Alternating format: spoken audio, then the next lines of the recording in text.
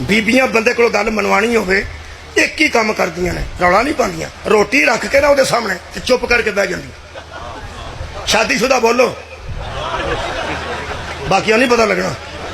Practice makes man perfect, तुहानू अजे नहीं पता, तुसीं बच्चे बाद तुहानू पता लग जाए।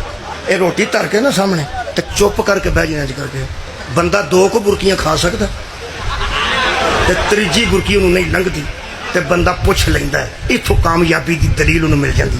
पहली गल पुछदा है की गल, अगलों सट फिर वड्डी मार दी। मैं पई आनी हाँ रोटी है ना ते खा।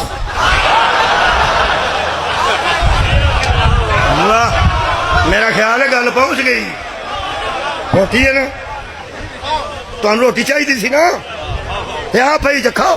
मैं तुहानू कुछ आख्या अगों केड़ा खाए, जड़ियां 2-3 खादियां सुनो भी 12 रुपया आउंदियां, मैं छड्डन लगा। मैं पिया ना तू रोटी नू छड्ड, तेनू होया की? रोटी लैके तू चंगी भली आई, हो सका मैं चंगी भली की है मैनू, तो मैं ना तेनू है की हुण समझदी लोहा गर्म हो गया। हुण जिहड़ी सट है ना वो बड़ी पैड़ी है, ध्यान नाल सुनना। वो कहंदी मैं पई आनी हाँ तुहाडे अगे रोटी पई है, तुसीं रोटी खाओ। गल ते बंदा तां करे जे किसे मननी होवे।